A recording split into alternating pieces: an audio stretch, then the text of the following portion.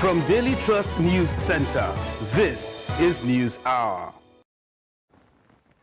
On News Hour tonight, Northern groups grill presidential candidates on policy options.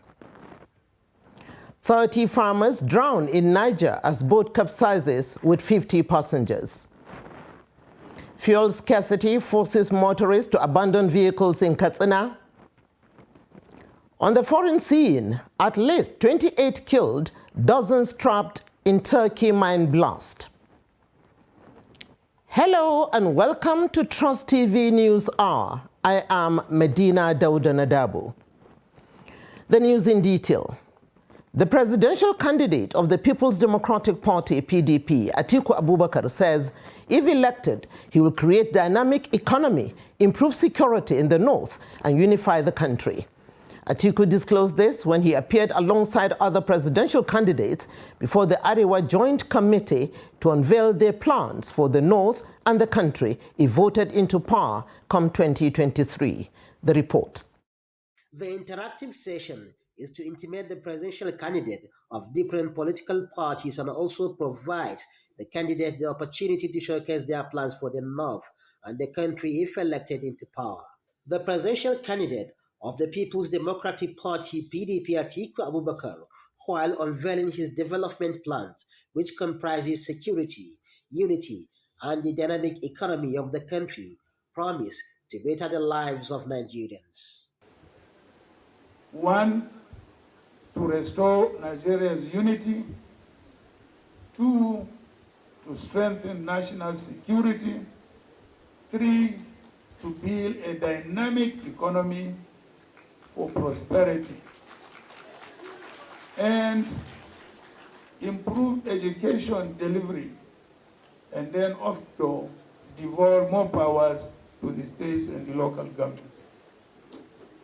I believe we can unite and do it together and propel northern Nigeria or northern states to a higher level of prosperity, peace, security, and unity. The presidential candidate of the PRP, Kola Abiola, also disclosed his plans for the nation if voted into power. My vision is to lay a foundation for making Nigeria a top 10 economy in 20 years.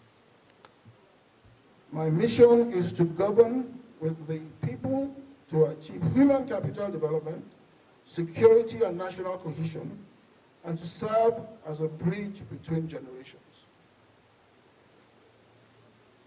On the back of this, we have laid out a carefully thought-through plan of action based on a three-point agenda. The people, and the people. Kola Abiola of the PRP, Atiku Abubakar of the PDP, and Adewale Adebayo of the SDP were the candidates who appeared before the Joint Northern Committee on Saturday. The interactive session with the presidential candidate is a platform provided by the 6 notable groups in the North to assess the blueprint if it will help the North address our challenges and the country in general. Bello Musa, Trust TV News, Kaduna. The PDP presidential candidate Atiku Abubakar has commenced campaign in Kaduna State with a visit to the Emir of Zazzau, Ahmed Nuhu Bamalli. While in Kaduna, Atiku is billed to visit Kaduna City and Kafanchan, as well as attend an interactive session with presidential candidates organized by Arewa Joint Committee in Kaduna. Atiku, who commenced the visit by paying homage on the Emir of Zazzau, Ahmed Nuhu Bamalli, at his palace in Zaria, said the visit was to seek royal blessings and intimate him on his outing. Earlier, the Director General of the campaign team and Governor of Sokoto State, Aminu Waziri Tambol, said as the party commences its political activities, it needs and requires blessing from traditional leaders, hence the visit. Responding, the Emir of Zazzau, Ahmed Nuhu Bamalli, advised politicians to play by the rule of the game and avoid comments and utterances that may jeopardize national unity. The presidential candidate of the All Progressives Congress, APC, Bola Tinubu, also paid homage on the Emir of Zazzau, Ahmed Bamalli, shortly after the departure of PDP presidential candidate Atiku Abubakar. He arrived Zaria after attending the 7th edition of Kaduna Investment Forum. Tinubu, in company of Kaduna State Governor Nasir Ahmed El-Rufai and other APC stalwarts, recalled his inability to attend the Emir's coronation, saying he would make the palace his second home, especially if he becomes the next president of the country. Earlier, Governor Nasir El-Rufai of Kaduna State said, although it was the first time the APC presidential candidate is visiting the Emir, it would, however, be the beginning of many future visits to the palace. He described Tinubu as a person who has long pedigree and respect for the traditional institution. Responding, the Emir of Zazzau, Ahmed Bamalli, appealed to the politicians to work towards strengthening national unity in the build-up to the general elections in 2023. Eminent Nigerians on Saturday gathered in Kaduna State, northwest Nigeria, for the 7th edition of CAD Invest, an annual event organized by the Kaduna State Investment Promotion Agency. They include the 2023 presidential candidate of the All Progressives Congress, Bola Tinubu, former governor of the Central Bank of Nigeria, and 14th Kano Emir, Muhammadu Sanusi, Kaduna State Governor Nasir El-Rufai, among others. At the event, President Muhammadu Buhari was represented by the Minister of State Industry, Trade and Investment, Mariam Katagum. The theme of this year's CAD Invest is Building a Resilient Economy. The former governor of the Central Bank of Nigeria, Muhammadu Sanusi, is the keynote speaker on the topic, Improving Subnational Resilience Against Global Economic Shocks.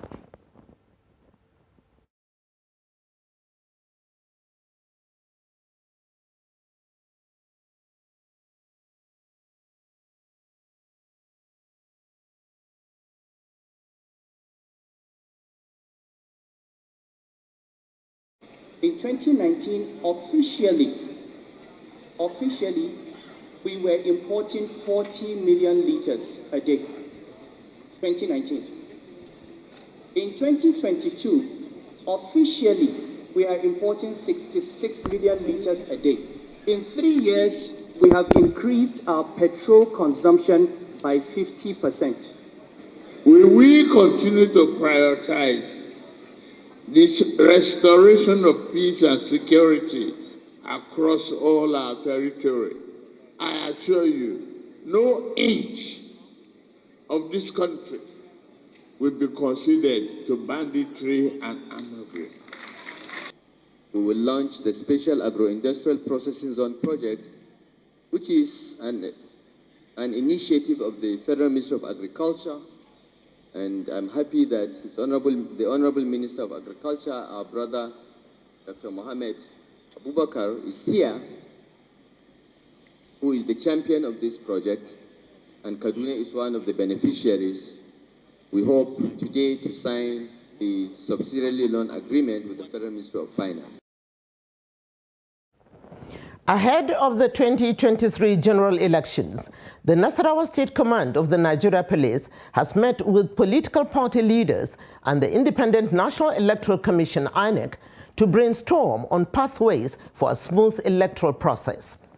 Abubakar Abdullahi, who sent in the report as presented from our studio, says the meeting was to address areas of issues around security and tensions that may arise before, during, and after the elections. The meeting between the police, the Independent National Electoral Commission, and the leadership of the political parties in Lafia, the state capital, was in compliance with the directive of the Inspector General of Police, Alkali Baba, who ordered all state commands to liaise with the resident electoral commissioners and political party leaders to come up with a campaign roadmap that will address possible conflicts in the election process. Addressing the gathering, Nasarawa State Police Commissioner Adeshina Shoyemi said ahead of the 23 general elections officers and men of the command have been cautioned to ensure a high sense of professionalism and fairness in the dealings. I emphatically want to assure you that ahead of the electionary process and the 2023 general election, all police officers and men serving in the command have been charged to be neutral, alert, and display high degree of professionalism and fairness in their dealings with all political parties. He enjoined all politicians to support the police and the election process by operating within the ambit of the Constitution and Electoral Act, while advising political parties to prevail on their supporters to be of good conduct by shunning any act of capable of disrupting the electoral process and peace of the state. The police commissioner reiterated that the police would deal ruthlessly and decisively with any act that contravened the relevant laws. Representatives of different political parties pledged to ensure the success of 2023 general elections in the state and the country. From the campaign down to the election day, we ensure that we will cooperate with the security agencies, ensuring that we will have a peaceful atmosphere for the exercise. That is to have our commitment as a party. We would ensure that we play the game in accordance with the extant laws of the land as enumerated by the CP. We will definitely get back to our political party and address our supporters very well. Meanwhile, that at least the Electoral Act has only spelled it out. There's no difficulties, either snatching of ballot paper, running with this and this and that. It is no longer there. INEC resident electoral commissioner in the state, Uthman Ajidagba, represented by the administrative secretary of the commission, Usman Wase, said the commission will remain impartial throughout the process. May I use this opportunity to, on behalf of the Honorable Resident Electoral Commissioner, pledge that the commission is going to give level playing ground for all political parties. At the end of the meeting, it was agreed that chairmen of all registered political parties are expected to sign an undertaking on behalf of their parties to be law-abiding and of good conduct throughout the electionary period in the state. At least one person is feared dead and about 14 others injured in a clash between supporters of the People's Democratic Party, PDP, and those of the All Progressives Congress, APC, in Gusau, the Zamfara state capital. The incident was said to have occurred near the residence of the governorship candidate of the PDP in the 2023 governorship election in Zamfara state. The PDP was holding an occasion to receive 30,000 defectors from the 14 local government areas of the state who dumped the ruling All Progressives Congress, APC, into the PDP fold to join forces with the governorship candidate of the party in the state to unseat the incumbent governor, Bello Mohammed, in the 2023 general election.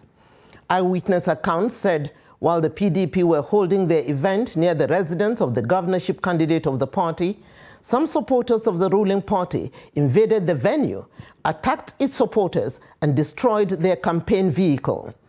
The 14 victims who were left with injuries were rushed to Yeriman Bakura Specialist Hospital in Gusau, where they are currently receiving treatment.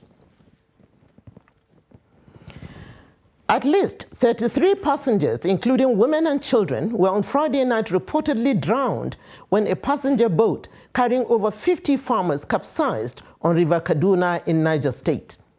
The boat reportedly capsized between Nchitagi village in Lavun local government and Agbara, Mokwa local government areas of Niger State. Multiple sources said some passengers were traders who were returning from a weekly Nchitagi market, while others were returning home after attending a wedding ceremony in their neighboring communities. Goods worth millions of naira were also reportedly lost in the incident that was caused by heavy rain accompanied by severe windstorm. The Director General, Niger State Emergency Management Agency, Ahmed Ibrahim Inga, confirmed the incident but could not give the details of casualties. The federal government on Saturday donated food and non-food items to Taraba government for onward distribution to victims of flood disaster in the state. Director General, National Emergency Management Agency, NEMA, Alhaji Mustafa Habib, while handing over the items in Jalingo, said the gesture was a demonstration of federal government's commitment to addressing the plight of victims of the flood. Habib, who was represented by the Deputy Director, Resource Management, Alhaji Mohammed Kanar, said that 450 local government areas in the 36 states and the FCT were affected by the 2022 flood disaster. He advised citizens to adhere to early warning signs from NIMET and the National Hydrological Agency. He also expressed the determination of the federal government to strengthen states and local governments' disaster and risk management on the mitigation of risk and disaster management within their domains.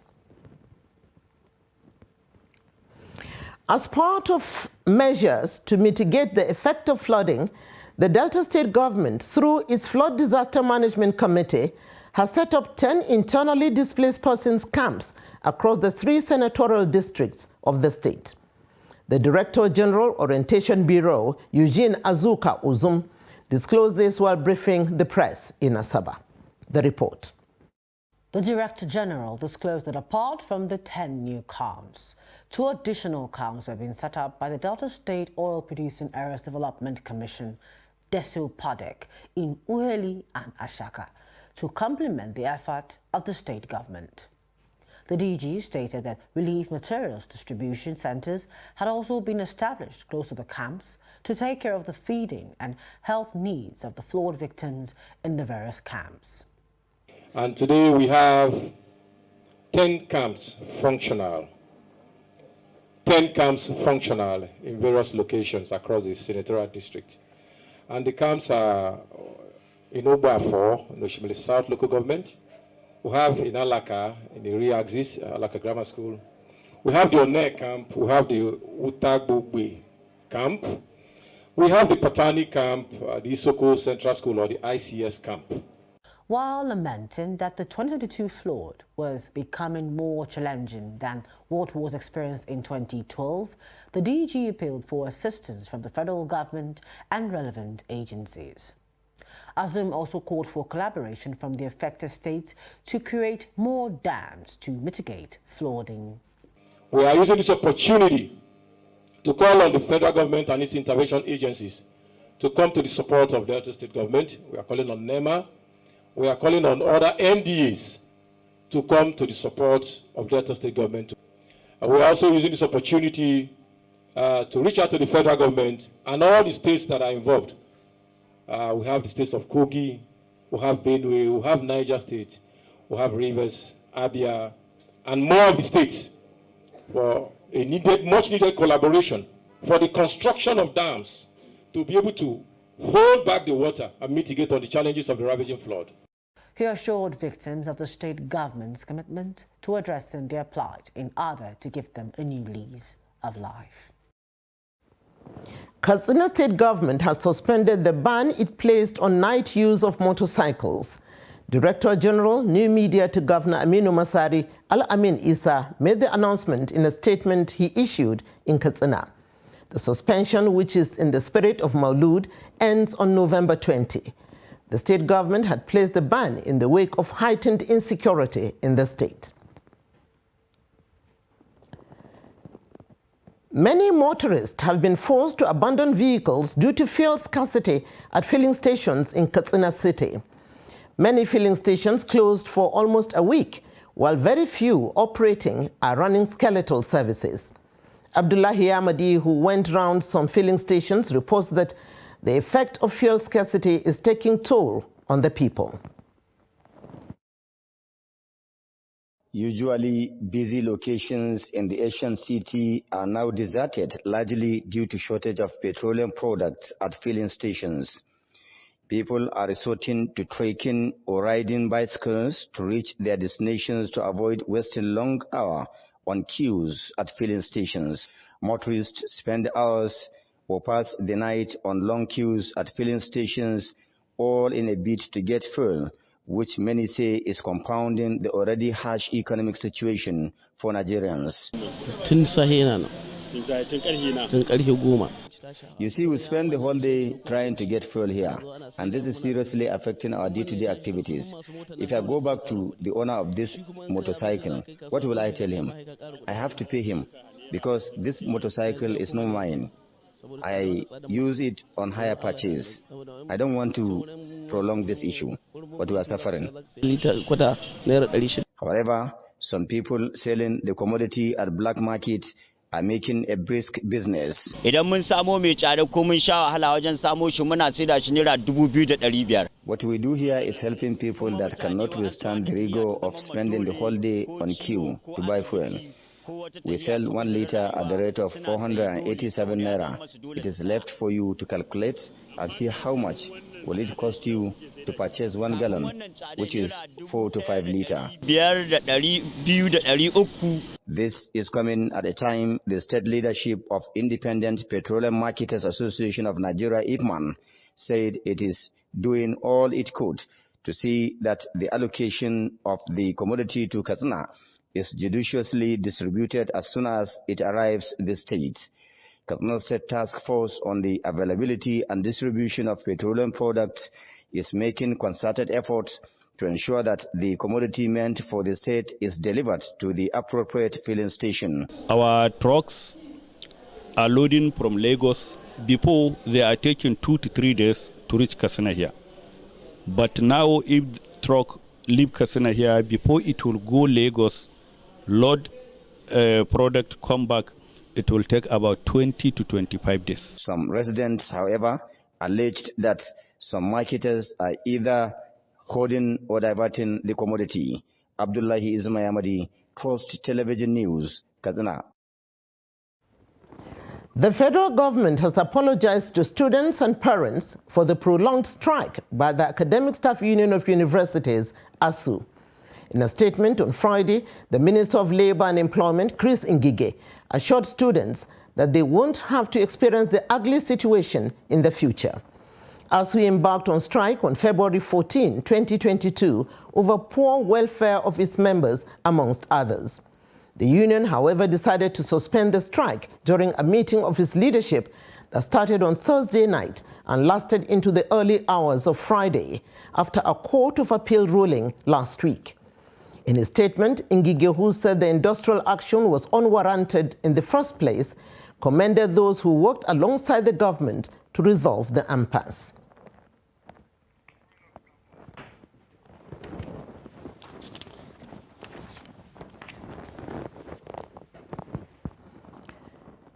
You're watching News Hour on Trust TV. Coming up after the break, how Nigerians lament over increase in the use of hard drugs. Stay with us. Nigerians, elections are here again. Let us shun violence. Let us play the game according to the rules. Do not be a thug. Say no to violence. Let's rise and defeat violence, crime, and sabotage against the peace of our nation. Nigeria is the only country we have. We must do everything to keep it united. We must avoid any act that promotes hate and disintegration. Say no to separatist movement, terrorism, fake news, hate speech, religious bigotry, and any act that tends to divide us as a nation. Watch out for strange gatherings and suspicious movements. Restrict access to sensitive documents and data, the disclosure of which may damage national security. Educate your staff and family, particularly on measures to safeguard information and report security breaches. Apply relevant legal security guidelines to protect yourself and your neighbors. Due to misinformation and wrong choices, some idle persons resort to vices in their greed to get rich quick. They resort to kidnapping, killings for rituals, and other heinous crimes. Avoid wrong use of the social media. Before you broadcast that false message, think twice. Ask whether it will promote peace or violence. For safety at home, still be security conscious. Educate your household on safety tips. Report all suspicious movements and persons to the security agencies nearest to you. Be a good citizen. Be patriotic. To pass security information, please call 0813-222-2105, 0915-339-1309, 0908-837-3514, or send a mail to dsspr@dss.gov.ng. This message is from the Department of State Services, DSS.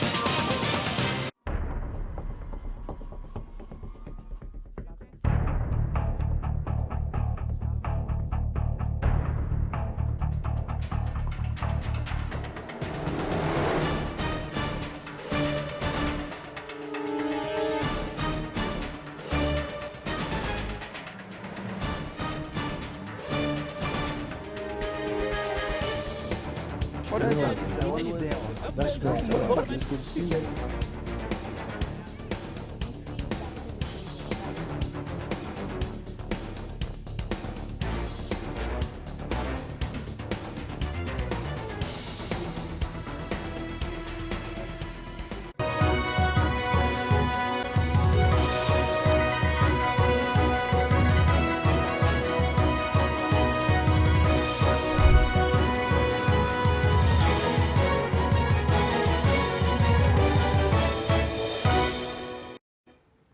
Welcome back.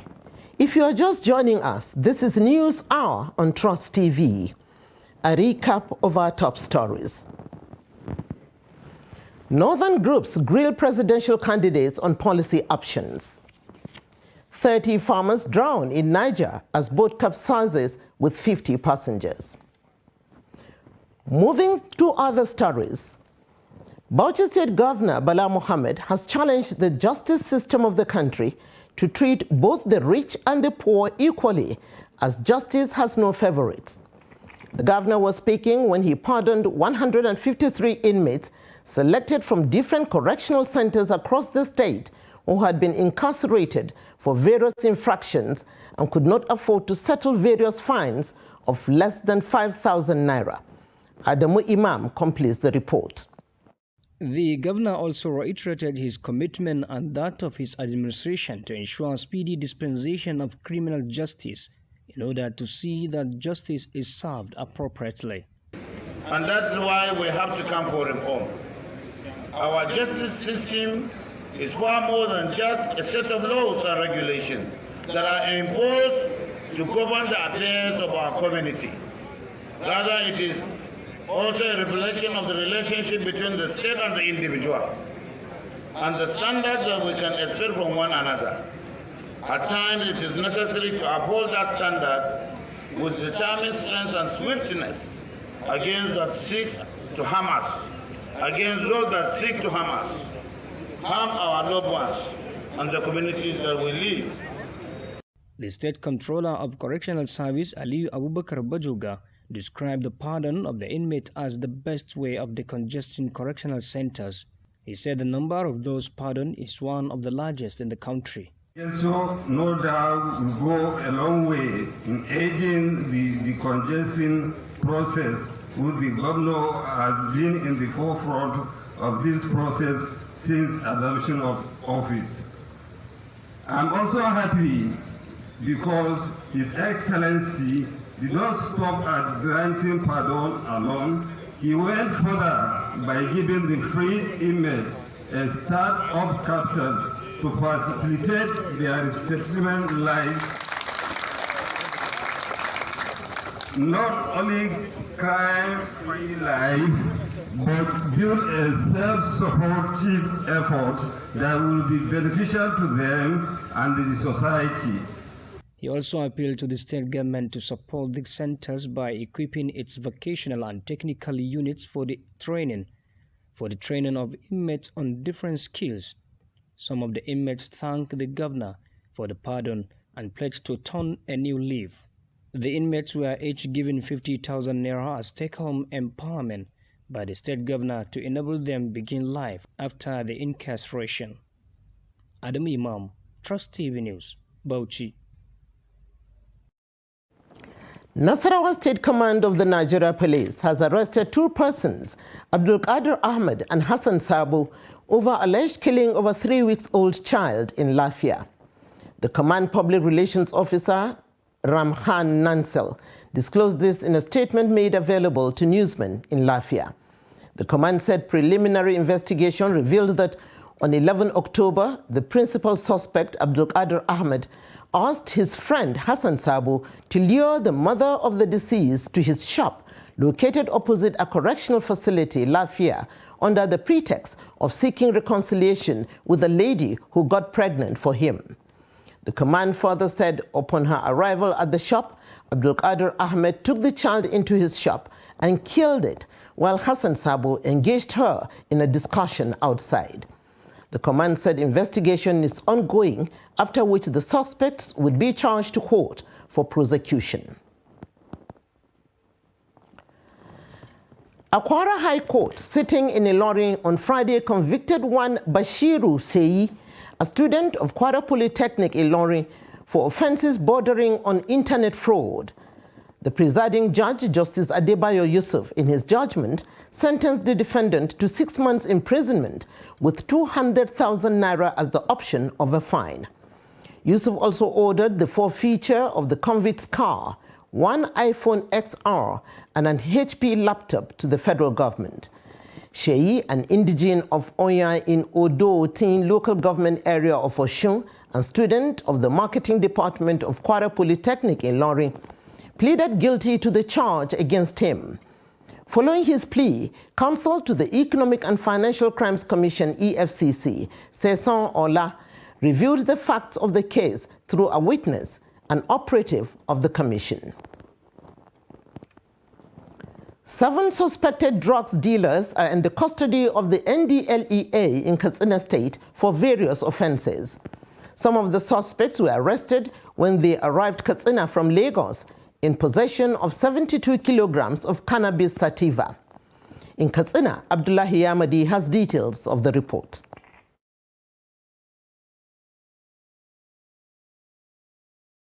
The suspects arrested in possession of 72 kilograms of cannabis sativa from Lagos was heading to Damareke village, a farming community in Bindawa local government. Another suspect in the custody of the NDLEA was arrested around Kankia with 183 bottles of codeine syrup in his possession. This is just the major ones, but within the short period that we are talking about, we will have got to arrest almost about 65 kg at different points of cannabis sativa and other psychotropic substances, exclusive of this major one that just happened within the past few days. I think that's what we've been doing so far. Yeah, and we are still continuing on our advocacy visit to bring on board stakeholders that will be able to assist us in the fight against drug abuse. The anti-drugs agency is intensifying patrols and raids on suspicious hideouts to reduce the menace by cutting the demand and supply chains in Katsina State. Similarly, the agency is discussing with the management of Al-Qalam University to come up with a best strategy to curb the menace of drugs abuse among students of the institution. We will be engaging the civil servants because we feel that the civil servants, among the civil servants, we have parents, we have opinion leaders, we have even religious leaders among them, and we have even community leaders among the civil servants. So once they are properly engaged and they are properly they have the proper knowledge of the consequences of substance abuse, they will be able to help us be an advocate, be able to help us share the gospel on the risk inherent in substance use consumption. In its bid to be more proactive, the anti-drugs agency is updating its officers on the global best practices of war against drugs peddlers and abusers. The training is expected to build the capacity of all the officers and equip them to face the contemporary challenges. Talk in terms of consistent raids within the town. We have our challenges. When you talk about logistics, and we have the manpower, but when the logistics is not there, as you are aware, we have probably only one operational vehicle. So if we have up to like 34 vehicles, you can see that the whole state will be covered, especially even the state capitals. You see us everywhere. But most of the times you see one team goes out, another team is waiting. Once they come back, the other team carry that vehicle and go out. And these miscreants are so desperate that once you raid a joint, give them another 1 to 2 hours, they will regroup again. The mission could be accomplished with maximum collaboration only if logistics and other basic necessities are provided by the stakeholders, while the agency remains resolute in winning the fight. Abdullahi Ismail Yamadi, Trust Television News, Katsina.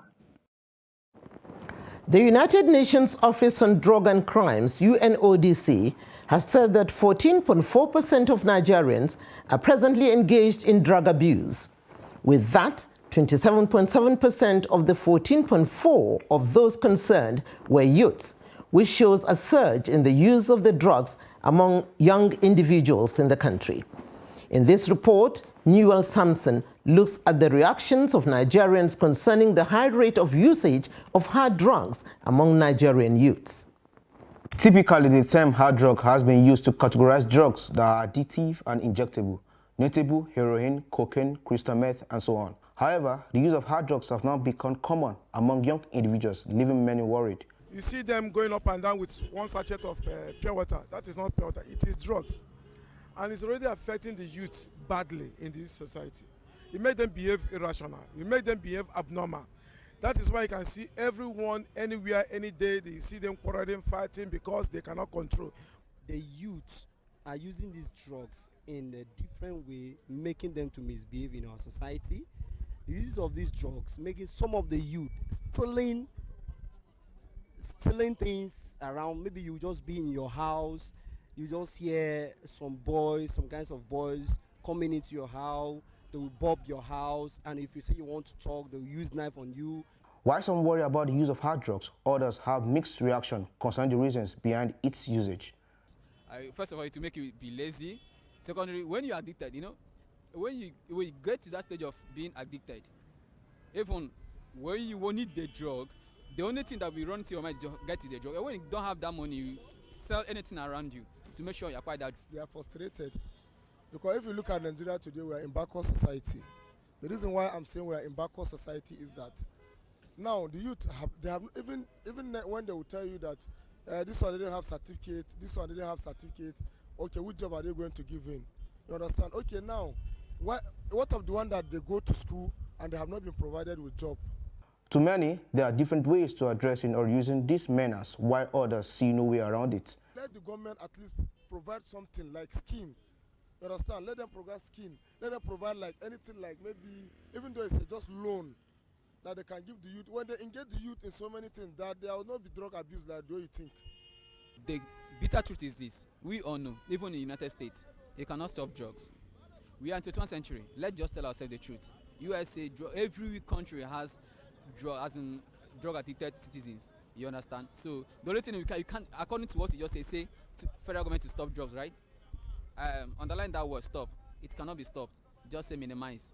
I thank God for those in charge of drugs enforcement agency, clamping down those ones that bringing it into the country. If government can equally prosecute them, use some of them as an example. Drugs interfere with the way neurons send, receive, and process signals via neurotransmitters. Some drugs, such as marijuana and heroin, can activate neurons because the chemical structure mimics that of natural neurotransmitters in the body. This allows drugs to attach onto and activate the neurons. Experts advise total abstinence, as it is not only affect the citizen but their performance and by application the economy. Newell Sampson, Trust TV News, Abuja. The controller of Semi-Command of the Nigeria Immigration Service, NIS, Chukwu Emeka, says 16 Nigerians have been deported from Ghana for allegedly committing cyber crimes there. Speaking at a news conference in Seme, Lagos State, Emeka said the deportees are young Nigerians who claimed that they were deceived or intentionally went out of the country in search of greener pastures. While urging Nigerians to always travel with valid documents and also live and do their businesses according to the law of the land they had traveled to, Emeka added that it is shameful to see young Nigerians getting involved in some unholy activities when they were supposed to be building their talents for their future. Police in Ondo State have arrested a 42-year-old businessman, Kelechukwu Onuka, for the murder of his wife, Nnenna, over a dispute relating to an unexplained 10 million naira. The man in the incident, which occurred at their residence in Aratunsi area of Okiaro, Akure reportedly accused his wife of hiding the money from him. A family source said the disputed money was sent to the victim by one of her relations who resides abroad for a building project. The crux of the matter, according to the source, was because he got the information elsewhere after the wife failed to mention to him who sent the money and for what purpose. Reports say the suspect confronted his wife, and a heated argument ensued, following which he reportedly hit her with a heavy object on the head, and she died instantly. Osun Police Command on Friday said it arrested one Abdul Afiz Shorimade of Fisu Iwo in Iwo local government area for allegedly killing a 20-year-old girl by stabbing her in the neck with a pair of scissors. A statement by the command spokesperson, Yemisi Opalola, said the suspect also stabbed another 18-year-old girl on the chin before he was apprehended. The injured person, according to the spokesperson, was rushed to the hospital where she was treated and discharged, while the corpse of the second victim was taken to the general hospital for certification and preservation for autopsy.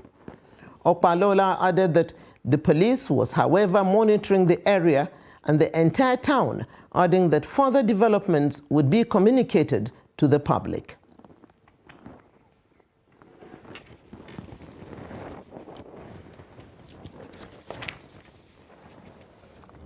This is Trust News Hour. We will be back after this timeout.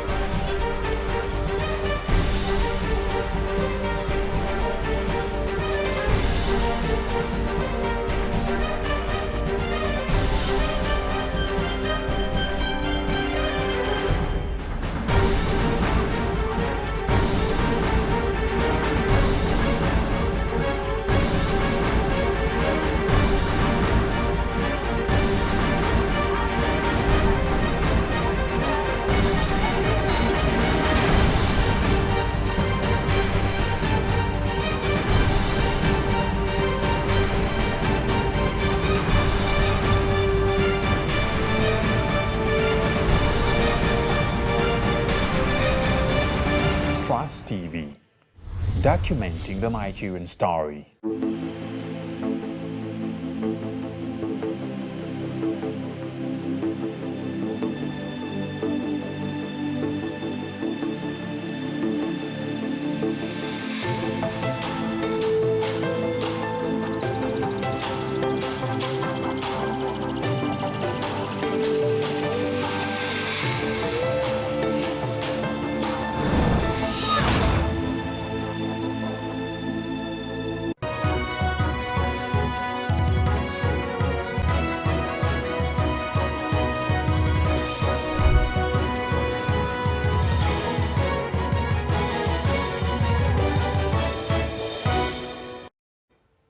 Welcome back to News Hour. We now bring you more stories. October 15 of every year is set aside by the National Federation of the Blind to celebrate White Cane Awareness Day the world over. To commemorate the 2022 International White Cane Day, the Nigerian Association of the Blind gathered at the National Human Rights Commission in Abuja, where they called for more inclusion for the visually impaired in Nigeria.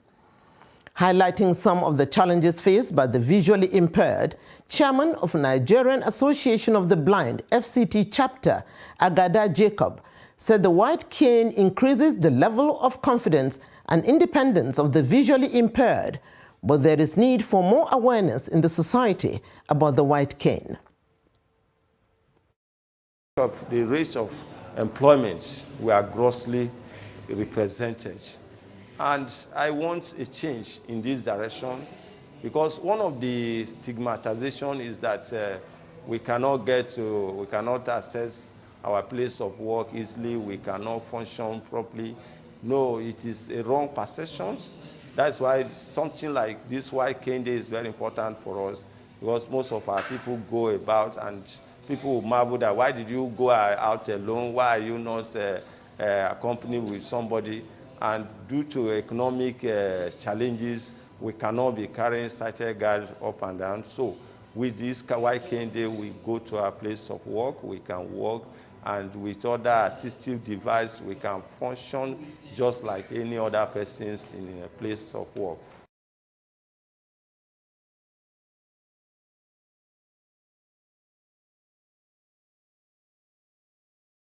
Join Chiamaka Nwafo for more in business news.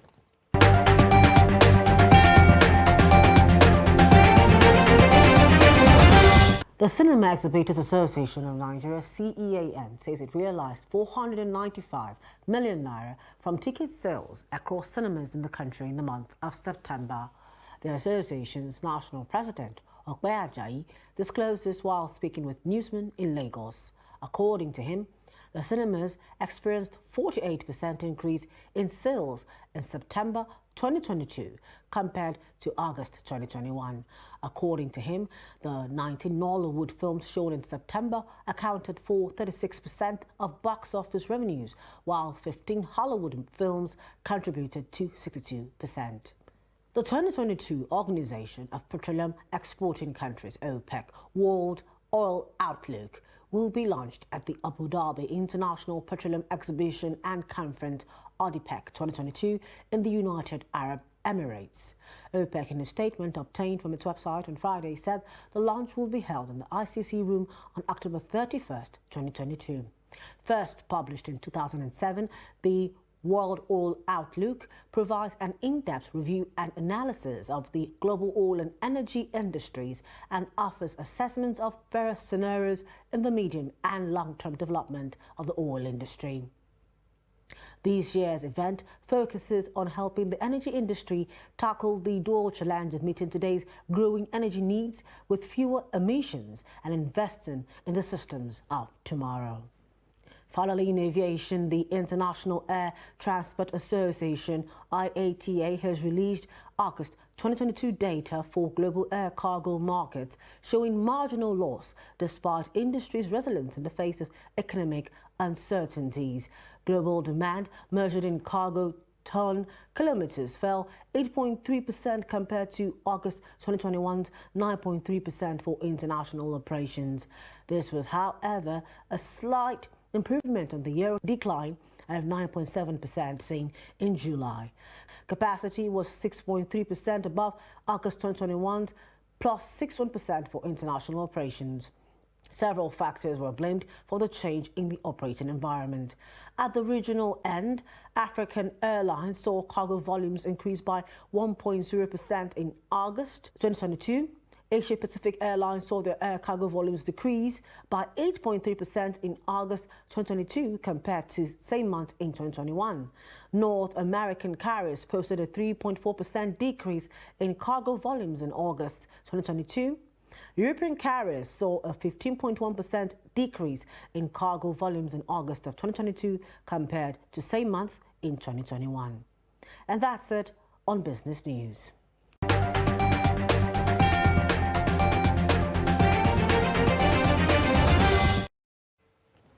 Over to some foreign news now. Rescuers worked on Saturday to free more than a dozen miners still thought to be trapped underground at a coal pit in northern Turkey, where a methane blast a day earlier killed at least 28 people. Interior Minister Süleyman Soylu said in the small coal mining town of Amasra on Turkey's Black Sea coast, 58 miners came out unharmed, adding that 15 others remain trapped.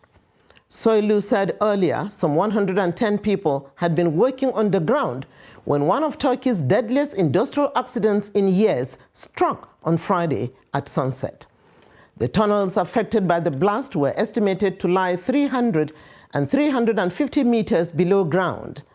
Television images showed anxious crowds, some with tears in their eyes, congregating around a damaged white building near the entrance to the pit in search of news of their friends and loved ones. Harry Potter and Cracker actor Robbie Coltrane has died at the age of 72. His agent has said the Scottish star, whose real name is Anthony Robert Macmillan, was best known for playing the beloved Hogwarts gamekeeping Hagrid and starring as criminal psychologist Dr. Eddie Fitzgerald in ITV's crime drama Cracker. His agent of 40 years, Belinda Wright, said Coltrane died on Friday and thanked the medical staff at Forth Valley Royal Hospital in Labbart, near Falkirk in Scotland, for their care and diplomacy. In a statement, she added that Robbie was a unique talent, sharing the Guinness Book of Records award for winning 3 consecutive Best Actor BAFTAs for his portrayal of Fitz in Grenada TV series Cracker in 1994, 1995, and 1996 with Sir Michael Gambon. Coltrane was awarded the second highest British Empire Award, OBE, in the 2006 New Year's Honours list for his services to drama, and he was awarded the BAFTA Scotland Award for Outstanding Contribution to Film in 2011. Manchester United footballer Mason Greenwood has been arrested for allegedly breaching bail conditions. The 21-year-old striker was arrested on suspicion of rape and assault in January. He was also questioned about claims of making threats to kill. Greenwood, who has made 1 appearance for England, has not been charged, and his bail was extended in June. The latest arrest was made at his home in Bowden, Greater Manchester. Bayern Munich goalkeeper Manuel Neuer will miss his side's top-of-the-table clash with Bundesliga high flyers Freiburg on Sunday due to ongoing problems with his shoulder, coach Julian Nagelsmann confirmed. Neuer missed Bayern's 4-2 Champions League win over Victoria Dulzen in midweek with a bruised shoulder, but had played every single minute of the league season so far. Nagelsmann confirmed that he would once again be replaced by reserve keeper Sven Ulreich on Sunday. Bayern remain under immense pressure ahead of the Freiburg game, having won just 1 of their last 6 games in the Bundesliga. The perennial champions are currently in 4th, 2 points ahead second-placed Freiburg and 4 points adrift of league leaders Union Berlin.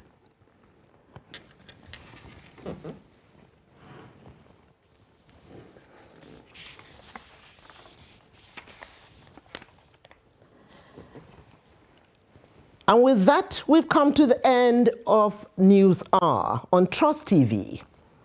You can always follow us across all our social media platforms. My name is Medina Dauda Nadabo, thanking you for your time. Have a pleasant night rest.